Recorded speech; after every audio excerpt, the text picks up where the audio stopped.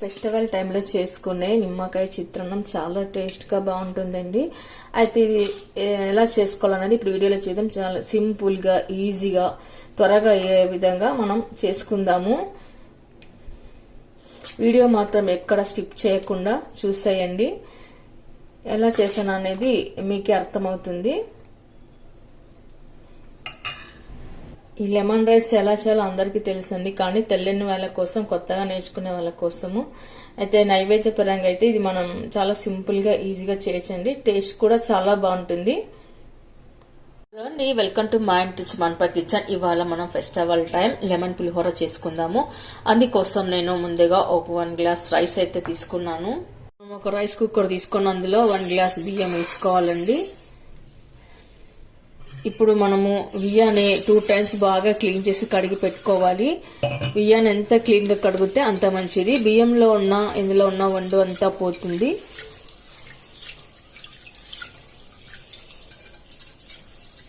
మనం ఇక్కడ రైస్ వండుకునేటప్పుడే బాగా క్లీన్ చేసి కడుక్కోవాలండి. ఇది 2 టైమ్స్ బాగా కడిగి పెట్టుకోవాలండి. అప్పుడే బియ్యం వేసిన పాలిష్ అనేది పోతుంది. పాలిష్ పోయే వరకు మనం 2 టైమ్స్ బాగా కడిగి పెట్టుకున్న తర్వాత మనం ఇక్కడ ఏ గ్లాస్ అయితే బియ్యం తీసుకున్నామో అదే గ్లాస్తో 2 గ్లాసుల వరకు వాటర్ వేసుకోవాలి.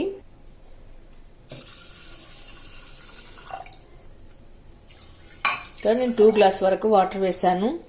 తర్వాత ఇప్పుడు కొద్దిగా సాల్ట్ వేసుకోవాలి. మనకి ఇక్కడ రైస్ పొడి పొడిగా రావాలంటే కొద్దిగా ఆయిల్ కూడా వేసుకోవాలి. ఆ తర్వాత ఇప్పుడు మనం కుక్కర్ మూత పెట్టేసుకొని ఒక 10 మినిట్స్ 10 నిమిషాలు నాననివ్వాలండి బియ్యాన్ని. నేను ఇక్కడ 10 మినిట్స్ తర్వాత స్టవ్ అయితే ఆన్ చేసి పెట్టానండి. 2 విజిల్స్ ఇస్తే సరిపోతుంది. ఇక్కడ నేను 2 విజిల్స్ ఇచ్చాను. 2 విజిల్స్ తర్వాత చూడండి రైస్ మాత్రం ఇలా మొత్తం ఇలా పొడి పొడిగా వచ్చింది. ఇప్పుడు రైస్ని మనం ఒక బౌల్లోకి వేసుకొని చల్లార్చుకోవాలి. ఇప్పుడు మనం ఇలా బౌల్ తీసుకొని అందులోకి రైస్ని అయితే ఇలా వేసుకొని పెట్టుకోవాలి. ఇప్పుడు మొత్తం ఇలా వెడల్పు చేసుకోవాలి. ఇలా చేసుకోవడం వల్ల త్వరగా చల్లారిపోతుంది. మనకు రైస్ కూడా ఎక్కడ ముద్దలు ముద్దలు రాకుండా పొడి పొడిగా ఉంటుంది. చిత్రాన్నంకి ఇలా చేసి పెట్టుకుంటే రైస్ పర్ఫెక్ట్గా వస్తుందండి. రైస్ కూడా బాగా అవుతుంది. మనం లెమన్ రైస్కి కావాల్సినవి తాలింపు వేసుకుందాము. నేను ఒక కడాయి పెట్టుకున్నాను. అందులో 3 టేబుల్ స్పూన్ వరకు అయితే ఆయిల్ వేస్తున్నాను. ఇలాంతా ఆయిల్ వేసుకొని పెట్టుకున్న తర్వాత ఇప్పుడు మనం పల్లీలు వేసుకుందాము. ఆ తర్వాత పచ్చిశనగపప్పు, తర్వాత ఆవాలు, జీలకర్ర, మినపగుళ్ళు ఇవన్నీ వేసాక ఒకసారి కలుపుకొని పెట్టుకుందాము.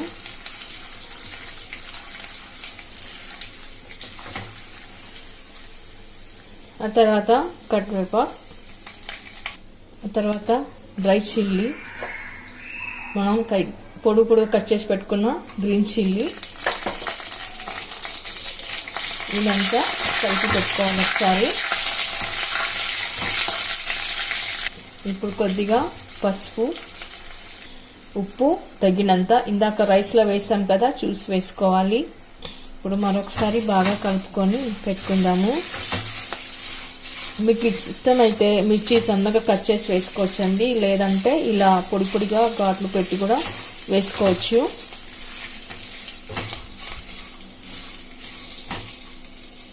ఓకే అండి, లెమన్ రైస్కి అయితే తాలింపు రెడీ అయిపోయింది. ఇప్పుడు మనం రైస్లోకి వేసుకొని కలుపుకొని పెట్టుకుందాము. తాలింపుని చల్లారిన రైస్లోకి వేసుకొని పెట్టుకుందాము. మీకు ఎంత కావాలో అంత తగినంతగా వేసుకొని కలుపుకోవాలి. ఆయిల్ ఎక్కువైతే కష్టం అవుతుంది కదా, ఎంత అయితే అంత చూసి వేసుకోండి. అవసరమైతే మళ్ళీ వేసి కలుపుకోవచ్చు. ఇలాంతా అన్నంలోకి వేసుకొని కలుపుకోవాలి.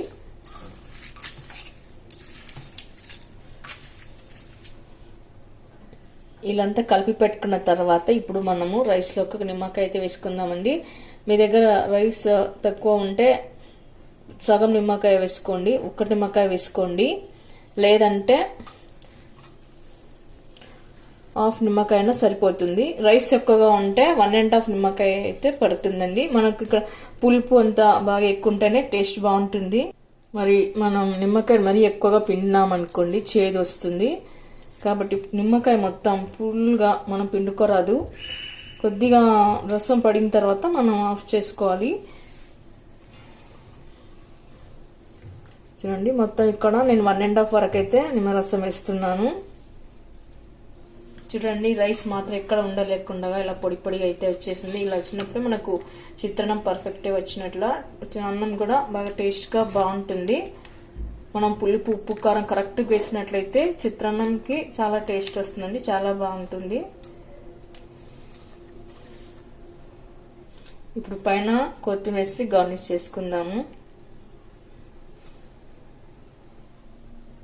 ఓకే అండి, చూసారుగా లెమన్ పులిహోర నిమ్మకాయ చిత్రాన్నం చాలా సులువుగా ఈజీగా పద్ధతిలో ఎలా చేయాలో చూసారు కదా.